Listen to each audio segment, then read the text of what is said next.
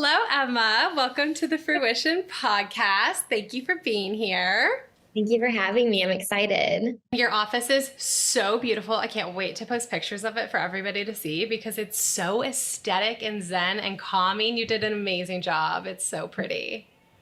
Thank you very much. You grew up here, another Seattle girly, which actually, by the way, I've caught myself saying girly so many times lately because I've been listening to The Toast every day. Oh my God. And every morning when I listen to it, I think of you. So you grew up here in Seattle. Where in Seattle did you grow up?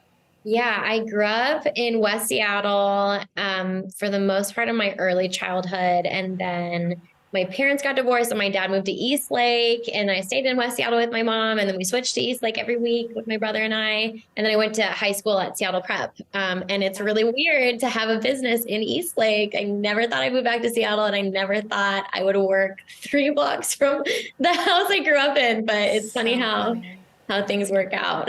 So funny. Yeah. We can't really make the plans that we think we want to for ourselves, but it's all for the best. Yeah, I agree. And we know your mom because she was on an episode a few back, and she has built this beautiful sound healing temple in Tulum. Have you been to visit? I assume you have. Oh my gosh, yeah. She is a force of nature. I feel really lucky that she's my mom in many ways. But yeah, that place is stunning. I try to go as much as possible.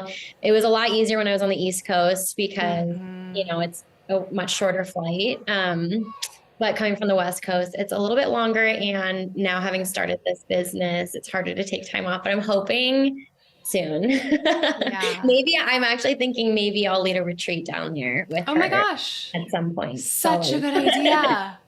Oh, that's genius. That would be amazing. Yeah, it's a trek from Seattle. I've never been there, but it seems gorgeous. Yeah.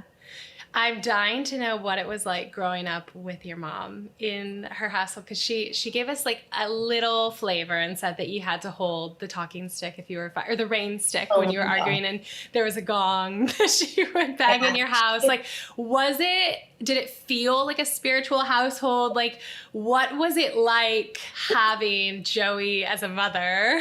And then she kind of explained that your dad is very different, maybe even like the polar opposite of her. So I'm curious what that dynamic was like growing up in her household and then switching between these two households. Like, how did you develop your own sense of spirituality from that?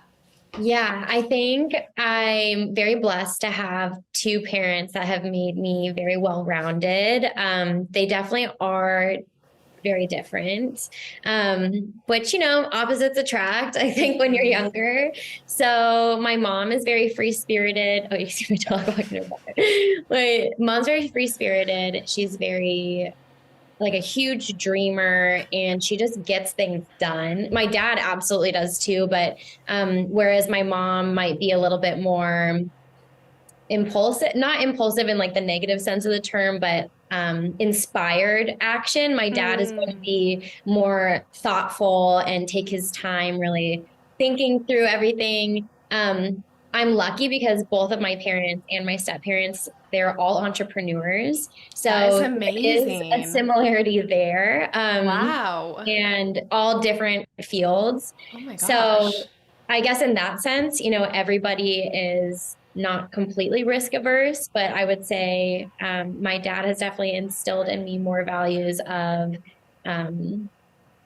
being thoughtful and maybe thinking before I act. And my mom has instilled in me just inspiration and going after your dreams. Oh my gosh, what a cool balance. Yeah. I would say growing up, though, to answer your question, it wasn't until I feel like high school that she started really getting into the more spiritual side. I mean, growing up in Seattle, you're always kind of exposed to kind of natural healing elements and hippies and, raw food and, all the things people typically associate with more of a spiritual lifestyle. But there was a moment where she started bringing out the drum circle for the family with a talking stick. And I definitely, amazing. I don't think my brother and I took it seriously. And then she would get upset with us a couple times and get like bopped on the head with the rain stick. And this is when you were in high school. So you had like a fully formed opinion. And yeah. Oh yeah. And I who think are you becoming? I think that played a part too. I mean, I definitely think I've always been pretty open-minded. Thankfully, both my parents are. I was raised in a religious household. My mom comes from an Italian Catholic family. My dad's family are all WASP, so very Protestant. And, you know, I went to Seattle Prep, Jesuit high school, and went to church growing up.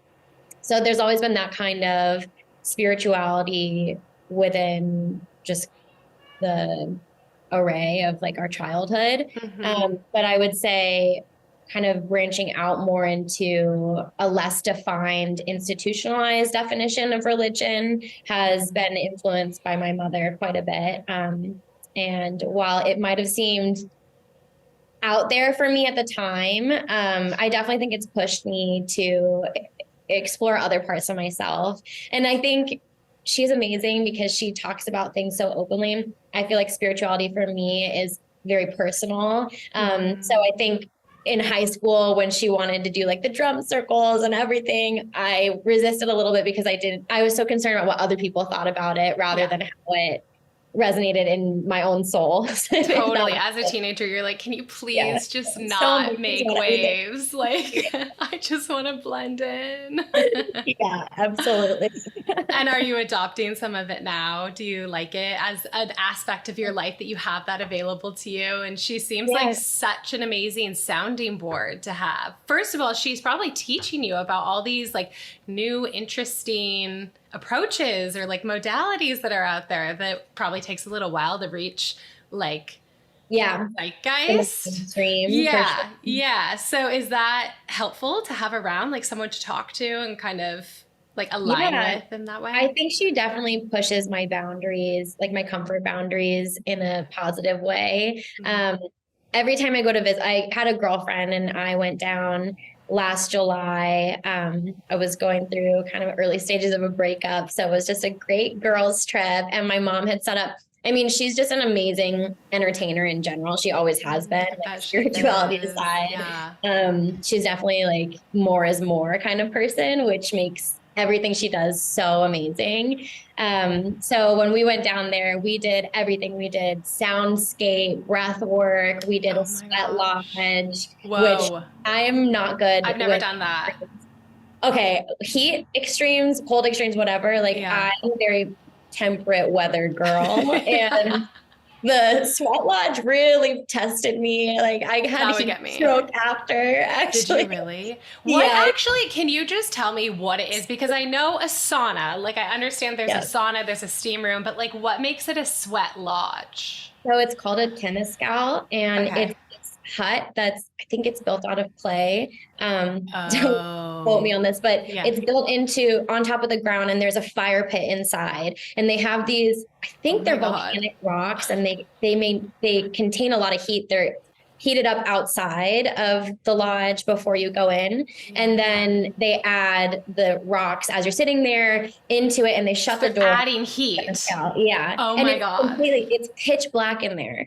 So I'm so claustrophobic too. I felt like I was having a rebirth in there. I was just dealing with all of my demons. Oh my God. And the woman that led it is amazing. I mean, that's another great thing about my mom is she is so outgoing. She's so connected to so many amazing healers that you probably wouldn't otherwise be connected to.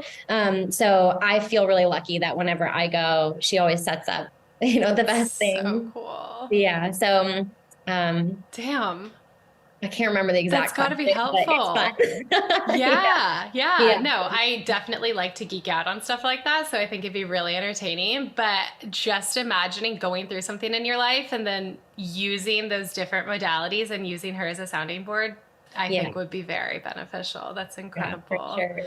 So going back to that, like those teenage years of kind of seeing your mom's awakening and then seeing how different that is from how your dad lives his lifestyle. Were you thinking at that point, like, that's too much for me? I don't think I want to go in that direction. And I'm excited to have kind of like your typical college experience. Yeah, that's a good question. I feel like because my parents are so different, I always have this internal conflict between who am I? Am I this more extreme version of my mom? Am I more this extreme version of my dad? How do I reconcile the two? And I think I'm still dealing with that at 29. I don't know how that's going to unravel. And maybe that's just part of the complexity that makes us who and we you're are. both. You know, you don't have to be one or the other. Yeah, I would say I've always been drawn to more esoteric things. Like growing up, I loved astrology, which now is so popular, and a lot of people think it's crazy, but it's been an amazing way for me to make sense of life events and my personality. I think I've always been open to those things, but it's kind of like I like to dip my toe in the water, and my mom like wants to jump in. She's like full cannonball in the deep end. It's great. It's good. It's amazing for me. But and to be fair, my dad's very open-minded too. He just has a more traditional view. But every conversation I've had with him about spirituality, it's very easy to talk to him about and kind of entertain other realities for other people. So I do feel grateful that both of them are open-minded. But I think my dad definitely instilled in us, education, work hard, go to as good of schools as you can so you can have a great network, great opportunities, and do what you want to do. Just make sure that you're the best at doing it. So, no pressure. Well, it's funny because you kind of showed that, like, you kind of lived out both sides of that in your studies in school, because you went to Colgate, which is like this really traditional, you correct me if I'm wrong, you studied psychology and theology, right? So to me, from the outsider's perspective, which I know nothing about psychology or theology or Colgate really for that matter, it seems like it's kind of both sides of the coin. Like you got a little bit of both worlds mixed into that college experience. Yeah, I knew that I wanted a traditional college experience because my dad is so close with his college friends. They're basically all my uncles. Like I've grown up with them. He played rugby in college, like all of his frat brothers. Like it just was such a great community that I wanted to replicate that. And I knew I wanted to go back east to do that as well, because that's what we did. And I have family on the East Coast too. A lot of family in Maine that we see quite a bit every year. And my mom was actually very encouraging of that as well. I don't think she looks at it as kind of an either or. I think she also just wants my brother and I to have as many opportunities as possible. So that played well into it. Yeah.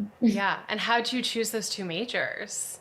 Okay. So I guess in terms of always being drawn to maybe like more of the subconscious, and I love people. I love connecting with people. It's very easy for me to do that, which I think, later on brought me into more of a healing profession. I just love learning about how people relate to each other and relate to the world, and psychology and religion are two sides of the same coin to me. And going to a Catholic high school here, I was exposed to a lot of Christianity, which is beautiful. But I took a world religions class my senior year that I just loved. And maybe it was because learning about more of Eastern theology was just so different from what we're brought up with. I felt like it was magical and I wanted to learn more. And also the more that I learned about all of these different religions, even when they seem so different on the surface, they really have so many similarities. And I thought that was really beautiful too. So I did the psychology major because I thought that would be more lucrative, or I could use that in more ways. I could take that pretty much anywhere post-grad after like a liberal arts education. There's more of a path with it, or a presumed path. Yes. And the religion major was more because I loved it. Like I love learning about it. I feel really lucky. One of my favorite classes in college was called End of the World, and it was on apocalyptic literature. Wait, that's so cool. I know it. And it is really interesting. So we looked at the Qumran texts. I don't know if you've heard of those, like the Book of the Watchers. They were found at this archaeological site, and they're like lost canonical books, basically. And we looked at that and kind of like learning about these apocalyptic texts through the lens of the culture at the time and what kind of things we can draw from that. And maybe not it being like crazy. A prophecy in like a literal sense, but it was for these communities. And, you know, we looked at even like modern cults. So like, I just find it so interesting. That is fascinating. Yeah. But cool. I mean, even beyond like the more, I don't know what other term to use other than esoteric, but kind of the more mystical sides of religion that I feel very drawn to. I like my senior seminar was, it was called Sacred Texts. And we looked at the 3 major books in Judaism, Islam, and Christianity, and looked at like the same parables and kind of dissected them and looked at their similarities and the differences that came out of the different cultures. And it just really cemented in me that humans are complex, but we're also very simple, and we all kind of just need the same values to live our lives by and connect to others with. So yeah, I hope that answers your question. That's so interesting. Having studied all those different religions and sacred books, do you feel like you identified more so with one than the others, or did you just come to that conclusion like it's all kind of the same with some different words? My relationship with religion has gone through so many evolutions. I feel like growing up, I'm not a person that breaks rules ever. Like when I would do something wrong as a kid, I would get caught immediately. I'm a horrible liar. So growing up, like I really took my religion seriously, and then kind of had like come to Jesus moment, if you will, no pun intended, but with these like world religion courses and like my theology major in college with a focus on Eastern theology, I really started pushing back against the institutionalization of religion, and just kind of seeing some of the things I didn't like that came out of that, and a very stringent view on what is good and what is bad, that seemed very black and white. And then actually like post grad, and the more I feel into my own spirituality, I do feel like I identify most with Christianity, but I love learning about all other religions. So I don't think that I would like pigeonhole myself into one particular thing. I mean, I'm not Jewish. I'm not, none of my family members are Jewish. A bunch of my best friends are. They all went on Birthright. I wanted to go so badly. I was so jealous. Everybody went on Birthright. I was like, can I please? And when they had their bat mitzvahs and their bar mitzvahs, I was like, please, can we be Jewish? Oh my gosh. But yeah, so I would say probably mostly Christian, but interesting. A little sparkle in there. Yeah, that's so interesting. I mean, I have never liked the idea of having to choose one and identify fully with one. I know that that's useful for many, many people, and I think that's so great and important for them. I think that you find what you need. But yeah, religion's always been such an interesting topic for me, and I think it's interesting to talk about with different people because it can be so heated and so loaded, but I want to at some point do a deep dive-ish of the different religions because I just don't know enough about each of them. But I have always felt like identifying with one and only one isn't what's going to work for me. Like that doesn't it feels limiting in a lot of it feels really limiting. Yeah. And then the structure of it and like the institutionalized nature of religions has never quite felt right to me either. So yeah, I don't know. I definitely am a spiritual person, but that's been a new recognition of mine where I'm like, I can be spiritual, but I don't have to be religious. And that can actually be the same thing in many conversations, but it's just like how you identify yourself, I guess. I don't know. It's been an interesting kind of like self-study in that sense. Yeah. And I think we ebb and flow with our commitment to faith as well, whatever that means to us. And I don't think it has to be a black and white thing. I mean, our culture is so individualized anyway at this point, for better, for worse, but it does give us the flexibility to explore different things with respect and integrate the things that ring true to us into our own lives. And I think that's beautiful. I totally agree. Yeah. So you studied psychology and Eastern theology, and then you went into software sales in Boston, right? Okay, so bridge that gap for us. Like, not really sure. I mean, you were probably like, "Hey, I'm 22, and it's time to make money because I'm going to be independent now." So how did you actually like sell software sales to yourself? Yeah, actually, it wasn't software sales first. It was IT recruiting. Okay. Which was not for me at all. But it was a type of sales. And my stepmom actually has a IT recruiting company here. Okay. So, and it was in Boston where I wanted to be for some silly reasons. But I would say it seemed like an easy next step. I wasn't thinking too long term about what are my career goals at 21, 22. I just was thinking, okay, like, what do I do next? I know I want to be on my own. My dad actually encouraged me to travel before I started working. Oh, really? I regret not following that advice. I will regret it forever.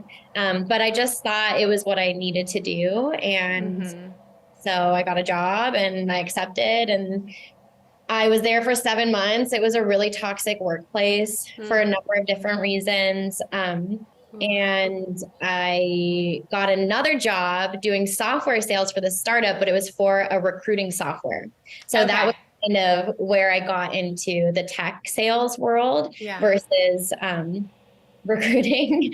And that was great. I feel like I learned so much. It was an early stage startup. I loved the people that I worked with. It was a really tight community. I think the 6th salesperson that they hired, and learned a lot about myself. I really like sales. I was pretty good at it. And it's great to get a commission. Nothing feels better than closing a deal, especially like when they have you ring the gong. It just feels so good to ring it. But I would say that position got me into a good resume builder for me to go to the next company, which is this company called HubSpot, and it's a sales and marketing software. Now I think it's more CRM since I left, and it's growing. It's a great company to work for. And that was my last software sales job, which I was at for about 1.5 years. Okay. And were these other environments after that first job pretty healthy environments? Did you have good community there? Yeah. I mean, sales is so interesting, especially Texas pre-COVID. I don't know what it's like now, but it's such a social environment. It kind of feels like an extension of college in a lot of ways. And I think there is a lot of dysfunction in that. At one point I was looking around, I think I was 23 at that point, and I thought, wow, like, I don't really want to be doing this like stuff at these company parties at 30 or like 40, whatever, when I'm married, it's part of company culture, I guess. But, and just the nature of sales. You have a lot of really outgoing people who like to be around other people and probably have pretty extreme personalities, which make them really fun to hang out with. So I wouldn't say, I think it was much healthier than my first job for sure. But just being a person, I myself identify as someone with like extreme natures. I kind of oscillate between 0% and 100% with most things. I think it wasn't the healthiest for me. And that's kind of how I made the decision to go back to school once I realized that it was impacting my physical health. Yeah. And how did that show up for you? I worked in consulting for a little while, and it was similar. We all lived with each other, and everyone it was a lot of partying and a lot of fun, but it was not healthy at all. But mine manifested mostly as just like exhaustion, anxiety, weight gain. But like, I know it can be so much worse. Yeah, it's funny because when I actually got diagnosed with Hashimoto's, which is a thyroid autoimmune, it's pretty common, but that doesn't mean that it's not horrible to experience. It's serious. Yeah. It's an autoimmune hypothyroid disease. So your thyroid is underfunctioning, which is it controls your metabolism. And of course, all your other are related. So it kind of has a trickle down effect on your women's health, on stress, on everything. Yeah. But, you know, the root cause can be different for different people. But yeah, so thyroid dysfunction mainly. Wow. And anything that impacts your hormones really has a ripple effect in every aspect of your life. That's a big deal. So I was feeling and autoimmune just means that your body doesn't recognize it thinks that your own system is an intruder. So thyroid autoimmune means that your body's attacking your thyroid, Wow. which is where the antibodies show up on blood tests. And for me, like, I just felt really tired. I was gaining weight, like very swollen. The fatigue and the brain fog were really, really bad. But I didn't even realize that it was a problem. At that point, I just thought that everybody felt like that in their mid-20s, like early 20s. I'm like, oh, this is just life and having a job, you know? You just feel like shit. Yeah, I really did. And at the time, my boyfriend at the time, I had lived in Boston for, I think, 3 years at that point. And I didn't have a primary care doctor. Oh, no. You have to go get a primary care doctor. So I did. And part of the checkup, my mom has Hashimoto's, my grandma has it. Really? It can be hereditary. Autoimmune is more common in women than in men in general. But theirs didn't happen until they had kids. That hormonal change triggered it for them. Yeah. So I always thought it would be when I had kids. And I think the stress from my job, coupled with some other things it feels weird to talk about now, but because I feel like such a different person, but I had breast implants, and I think that was a really big trigger for my Hashimoto's as well. My body did not like it. And I had a lot of physical symptoms that were coming after that. So the stress from the job and not living a really balanced lifestyle in terms of taking care of myself. And I think also the breast implants, it all was a perfect storm. Yeah, so many people are talking about getting their implants removed. Yeah, I had mine explanted 2 years ago, and I feel like a completely different person. That is insane. Yeah. Wow. Do you think just because it's a foreign object in your body and your body doesn't recognize I think some people are more sensitive than others. Yeah. I have a history of autoimmune in my family, and it was mentioned at that point that it could be an issue, but not to the extent that I think it is now, with so much more news coverage about it and more doctors actually recognizing that breast implant illness is a legitimate thing. Yeah. So yeah, I mean, it's interesting for sure. Wow. So how did you go about starting to heal yourself? You didn't even have a primary care doctor. Like, is this what started your whole journey of learning about acupuncture and these different modalities that have helped you so much? Yeah. So, I went to this primary care doctor that I signed up for, and she found out that I had this family history of Hashimoto. So she tested me, came back hypothyroid. So she tested me for antibodies, and I had a lot of antibodies. She said, you have Hashimoto's, which is this autoimmune. And my mom has had it. And she said, I've been on this medication my whole life, and I keep having to up the dose. I really recommend looking at seeing if you can do this holistically. I have some friends that did it. It's too late for me, but I wish that I could. I don't think it's too late for her, but that's your mission. Yeah. I'm very grateful that she suggested that I look at other options for treatment. That's what brought me to acupuncture and functional medicine. So I went to a functional medicine provider in Boston. She was an internist, MD. So functional medicine, it's, I would say, like the biomedical approach to holistic health in the treatment of chronic illness. So instead of the typical approach that we have within the Western world, which is treating the symptoms, often with medication, not good or bad, just like the way that it is. Functional medicine takes more of a diet and lifestyle first approach, very in-depth lab testing that isn't typically covered by insurance, unfortunately, even though I really think that it should. Yeah. And then targeted supplementation, and also within the lab tests as well, functional medicine has narrower a more narrow definition of optimal versus like what's normal. So that is another kind of difference. So like if you're getting a blood test, let's just use a really simple example. If you're getting a blood test, there could be a range of what's considered normal, but that doesn't mean that that's a healthy enough range. Like really we can do better. And if we want to thrive or live well, then that's a narrower range. Okay. Exactly. And so you see that, especially in Hashimoto's, you see that a lot. If like your TSH levels can be, it's more optimal to have it lower within like the functional medicine sphere of function, because normal is just what most people have, but that doesn't mean that it's healthy. Yeah. So that really was a game changer for me. I put myself on an autoimmune protocol, which is an elimination diet that is pretty hardcore. You cut out all inflammatory foods and then slowly reintroduce them after about a month or however your symptoms go away. What did that look like? What was your diet? It was grass-fed meat, free-range chicken, fresh wild-caught fish, vegetables, and fruit. Wow. That's pretty much it. And then you slowly reintroduce each food group to see what triggers symptoms. And that was really eye-opening to me.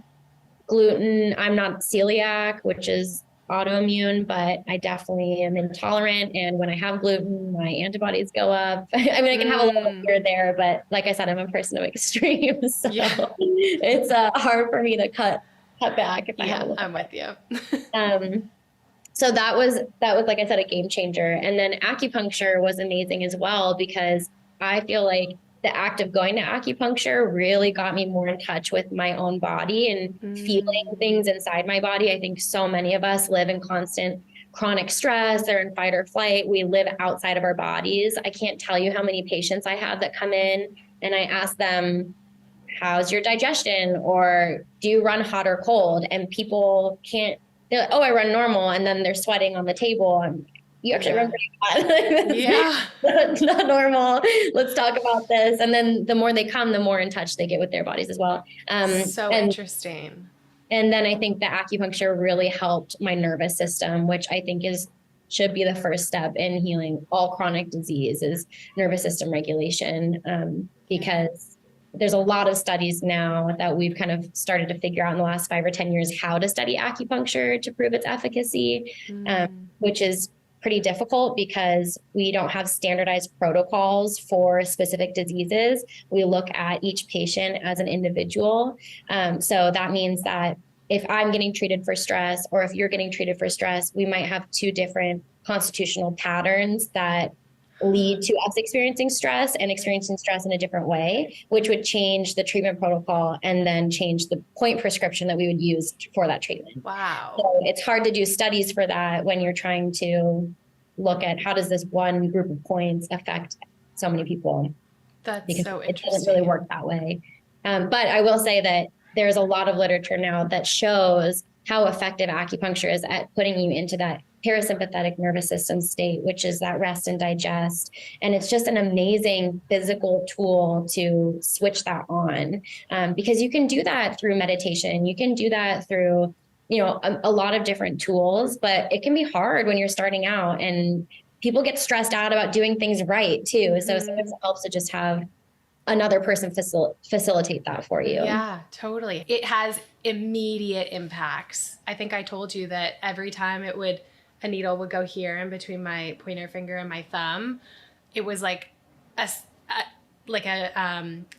nerve shock or something. I don't know what that feeling is, but it kind of like freaked me out a little bit, but then it's like my entire body could relax after that. Yeah. And it like totally removed the aching in my knees. And then separately, Reiki really helped with that too, which was so funny. Yeah. And it helped my digestion. I was having just so many issues, and I just really feel like when I went to acupuncture regularly, I think I went weekly and like you said, it felt like it calmed my whole body down and just like reset it almost. Like it just got things like unstuck is what it felt like. That's it. I love hearing that you had such a positive impact. And I feel like most people do. I haven't had a patient yet, knock on wood, that has said this hasn't worked for me in some way, shape, or form.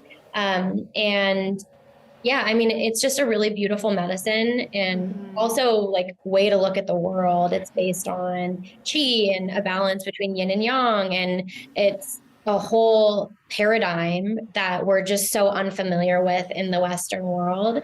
So it makes it hard to study or understand because it's so different from what we're raised in. Yeah. And I will be a student my whole life, even though I'm a Yeah. practitioner now. There's thousands of years to learn from. So Yeah. We in Western culture are so specific about needing an answer to things.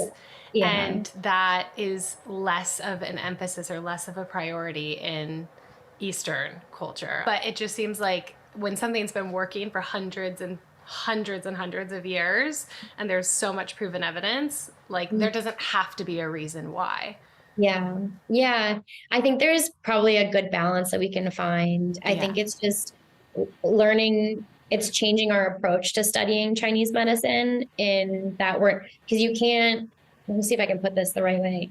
You can't study a completely different medical paradigm using your medical tools because the tools that we use and standardized protocols and randomized controlled trials, which are amazing and great ways of seeing how things work and if things are effective within the Western world. Like I mentioned, it doesn't really translate that well to studying Chinese medicine because we don't standardize protocols for the most part. Like we have some, like we have a NADA protocol, which is auricular acupuncture, great for helping people with addiction. We have a PTSD auricular acupuncture protocol, but that's used in tandem with constitutional treatments for the body that are individualized. So yeah, it's complicated. I'm not a researcher. I never will. Yeah. I'm happy that we have people that understand that. Totally. Because it is complex. I don't want to do that. So you started learning, well, first of all, you started using these different modalities to heal yourself and your Hashimoto's, but then at what point did you start really educating yourself and decide, okay, I want to be a practitioner myself? Were you still in software sales at that point, or had you quit to focus on your healing? Maybe this is where a little bit of, I'm very similar to my mother comes in. I decided pretty quickly that I was going to leave my software sales job behind and go back to school. Like it was after one acupuncture treatment. Wow. I love you guys. That is so much. I know, it's pretty wild. Oh my God. I'm glad that it worked out. We're doing it. Yeah, maybe, I don't know. Maybe it's being impulsive. Maybe it's listening to your intuition. Yeah. When you feel drawn to something, there's a reason for that. Mm-hmm. And I actually growing up always wanted to be some kind of doctor or healer. So, and I've always been interested in health and wellness. So it didn't seem like that big of a leap. And the benefit is I was coming from a job where in my sales role was consulting small businesses on how to grow and market their companies. So I felt like I had a good background for the business that I knew that I wanted to open after I graduated. I always knew that I was going to open my own clinic. Oh, okay. Okay. Yeah. Wow. So you went into school knowing once I graduate and I have whatever credentials I need, I'm going to be opening my own clinic and I'm going to do this solo. Yeah. I mean, the goal is to do this solo for sure. I am a people person. I love working with patients every day, but maybe we can cover this later. My ultimate dream would be to build this out and have other practitioners working with me, not even just in acupuncture, but like a whole integrative wellness clinic. I think that is beautiful. Yeah. Very cool. Why did you want to open your own clinic initially? Yeah. I think there's a lot to be said about working for other providers, learning from them for sure. I am trying, that's on my to-do list, is to find a mentor here in Seattle that I can, run case studies by. I have stayed close with a number of friends from my program. We continue to do that with each other. I think that's really important because with a medicine like this, you don't know everything and you will never know everything. Right. And I think humility is very important in any kind of career. So that part was a little intimidating about opening my own space. Mm-hmm.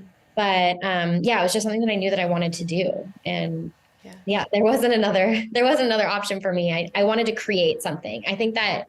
So you quit that job and then you went to school to study acupuncture and functional medicine. Was it both at the same time or were they two separate programs? Two separate programs. It was a little crazy. So I can tell you a little bit about acupuncture education as well, because a lot of people don't know how much goes into that. And obviously I'm biased because I went through it, but I did an accelerated 3-year program, which was year round. Often it takes people 4 to 5 years to go get their master's in acupuncture. There are a lot of Western science classes and medical classes that you have to take in order to get your master's. I had to take a biomedicine board exam. So it's not just like what people think is kind of woo woo or pseudoscience. Acupuncture, there's a lot that goes into it. That's required, and I guess makes it more legitimate in terms of our Western culture. And I did my master's in acupuncture and Chinese herbal medicine. So that's kind of a dual program. Herbs, not all states require herbs to have an acupuncture license, but it was something that I knew I wanted to have to keep my options open.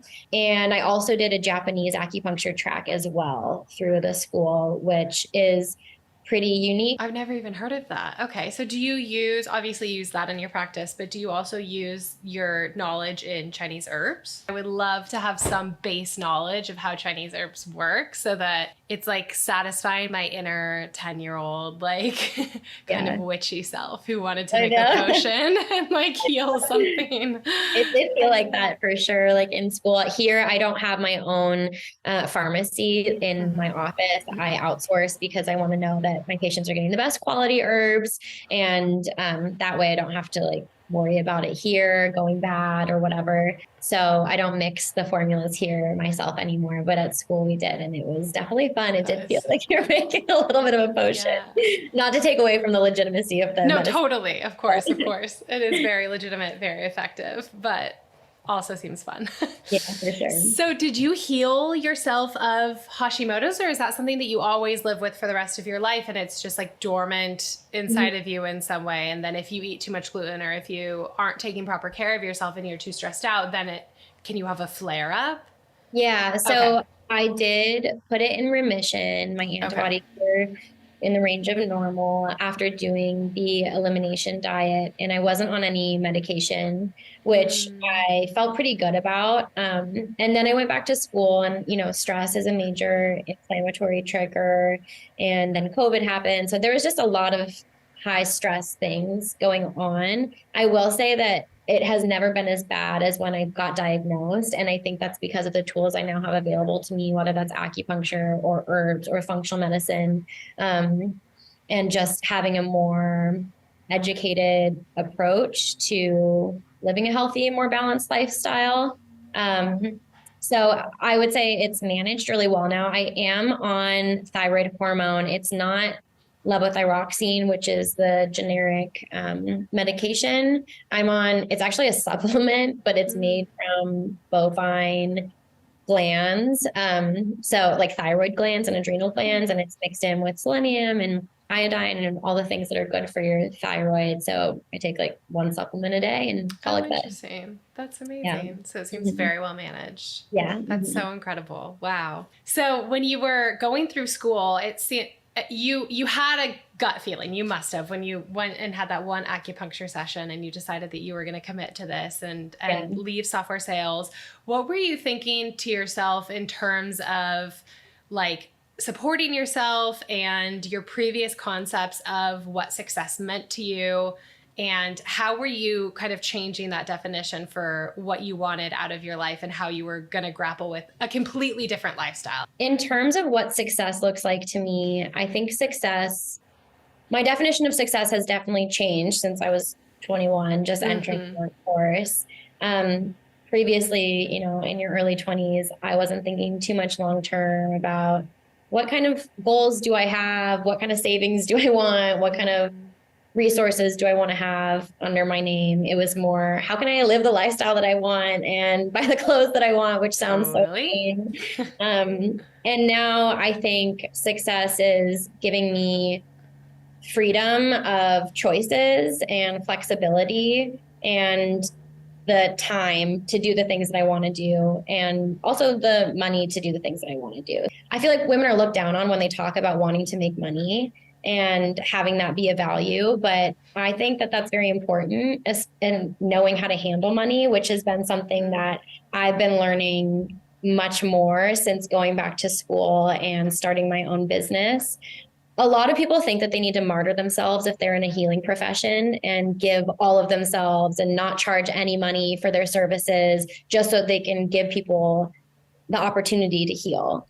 I think that that's very noble. I absolutely want to make healing accessible to people 100%. That's very important, but you can't you can't pour from an empty cup. Mm-hmm. So I think part of what I've learned in my healing journey is it's okay to put yourself first and take care of yourself. And that might look different to different people, but, yeah, as long as, you know, you're meeting your own basic needs, then you'll be in a place where you can give more fully to other people. 100%. And it doesn't even have to be your basic needs. It can just, you know, your needs, what you want to do, how you want to spend your money and your time, and what you want your lifestyle to look like. Like you can have an extravagant lifestyle if you want to, and still help people and serve to your highest capacity. Yeah.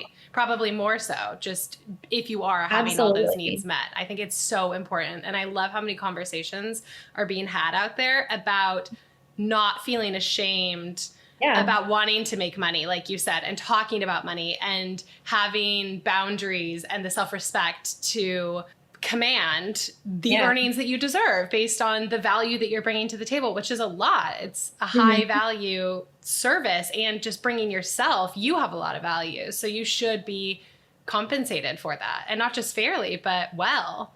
Yeah, I agree with that as well. So I guess to your question about, did I think about the change in lifestyle, or I didn't at all. I think there is some delusion that is necessary. Love this approach. I need some of this. I don't know.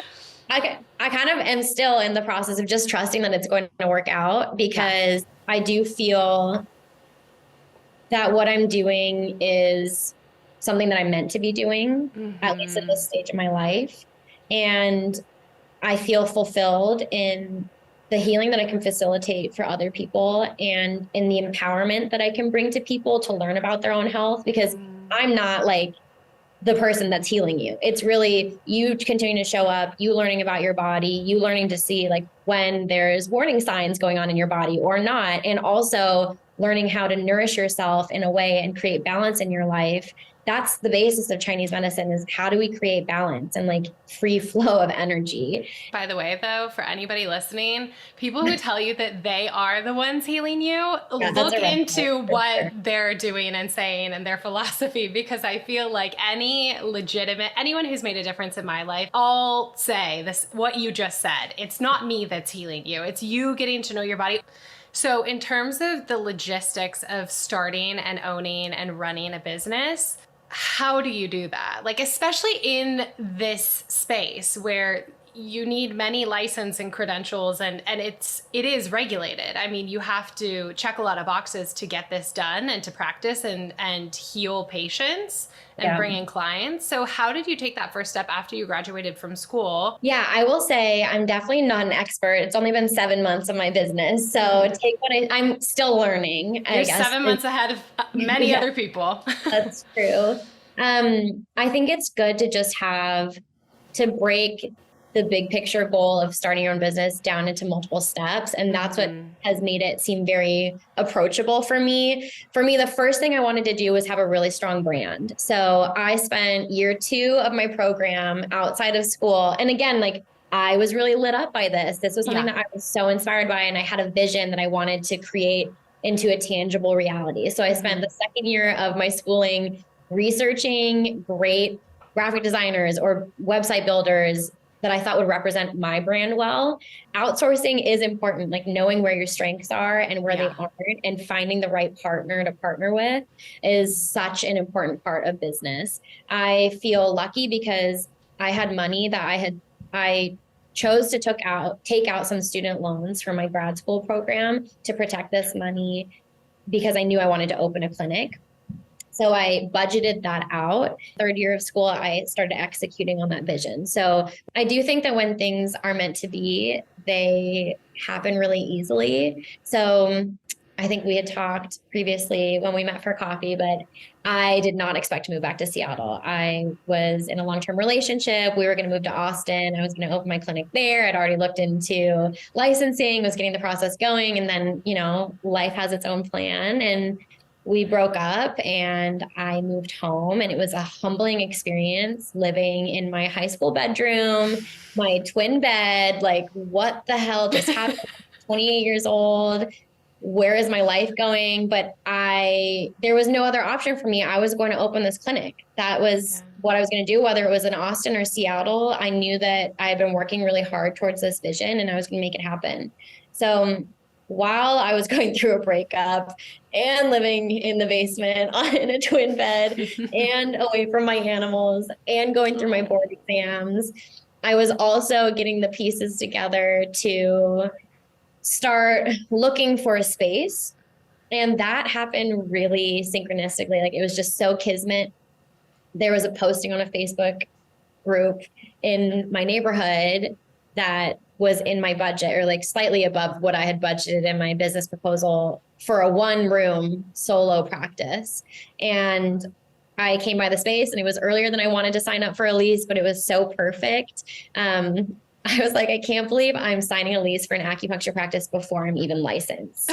But that really lit a fire under me to make sure that I was going to get it done. Yeah. And I think part of it is just trusting that it's going to work out. Yeah. And that when you have that energy and you're in flow, it might sound crazy, but I knew it was going to work out. So I got the lease for this place in October, I think. I got licensed end of November. I was getting my patient management system set up. I was figuring out my LLC, taxes, like what I had to do for all of that, malpractice insurance. Yeah, it was a whirlwind. I feel like I blacked out September to January, honestly. Yeah. But it was really fun too. Like, when you're in that kind of crunch period of creation and you're birthing something to the world, it sounds so cheesy, but it's true. I mean, it was magical. And so I opened in January, and here we are. And what an amazing outlet for when you're going through some difficult stuff with your breakup and studying for the board exams and moving home and still COVID. Like, I mean, I don't think it's really a coincidence that all happened at the same time and that you ended up in this place. It's like the universal laws of polarity, you know? Like, you kind of have to break things down to build something up. And that's, you built something really amazing. It's definitely interesting starting a business. You're really faced with all of your insecurities, and you are kind of forced to work through them. And that it's been such an amazing growth period for me, starting this business in so many ways, but also learning about myself and pushing my comfort boundaries and putting myself out there. It's challenging, but really rewarding at the same time. Yeah. It's never too early to dream. And you've obviously been thinking about just ideas of where you want to go with this business, and then how you want to expand yourself into different areas. So I'm curious what your vision is for the practice and then for yourself. Yeah, for the practice, I really want to hire out within the next year, bring other providers in, whether that's acupuncture or something else. I have always had a dream of having an integrative clinic, so lots of different providers working towards a common goal. I think we'll see how that pans out. Hiring is really terrifying to me because there's just so many steps. And do you want to hire 1099 or W-2? And how does that work out with taxes? It's like a lot to juggle, but one step at a time. And then beyond that, I think something that we've discussed is ideally, like, my moonshot vision would be having an impact on a more collective level and less like one-to-one client relationships at some point. I don't know when that will be. And also getting really involved with these really cool companies that are coming out that are bringing consumer data direct to consumers. So like health data, whether that's companies like Aura Ring, or it's companies like Viome, which can give you your biological age from a blood and stool test, and then give you targeted supplements to help you for longevity. Like, there's just so much cool science and so many amazing tools that are coming out. I would love to get involved in some way, shape, or form. I think the first thing to do is showing proof of concept with this business, and then maybe taking more like advisory or consulting role in the future, while maybe still having my foot in the client relationship, like one-to-one treatments as well. Yeah. Well, one thing that you said earlier about what success means to you now is having that freedom and flexibility to explore different things that you might be interested in. But I talk to a lot of health related startups, and they often have a CMO, like a chief medical officer or something. And whether that's a doctor or some other type of practitioner, it's always useful when they, of course, have clinical experience, but when they do keep one foot in the door, because they keep a pulse on what patients are coming in for, what's working for them, what isn't working for them. So it's always interesting when they spend a few hours at least in the clinic. It's just so value additive. I think that that's huge. I think one other thing that we had talked about too, that I think there's a really big opportunity for here in Seattle or the greater Seattle area is some type of social wellness club for young people. There is nothing that exists here like that. And I think there's such a need for people, a space for people to come together to connect, for community, but also to optimize their health. I see it happening in a lot of other cities, and we have the people and the means to do that here. So maybe doing something like that in the future, having a leg of the way. We'll see. Thinking about that, like nothing gets me more excited than thinking about that idea. I love the concept. I'm so desperate for it here. We have to build something, have to. Maybe we should partner and create this social wellness club. No, 2000%. In the back of my mind, I was like, I've been envisioning this for a long time as a long-term plan. But as we've been talking, I'm like, do we just do it? I think we should. Why not? I feel like when you feel a pull, I don't know. One thing I will say, I had a coach tell me once, she said, if you have a dream, the opportunity exists for you out there to accomplish it. And so maybe this is the opportunity. Like, don't play with me, because I'm going to be calling you after this.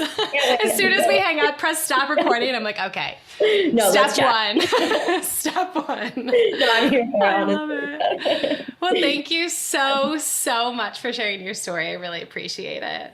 Thank you for having me on. It was great.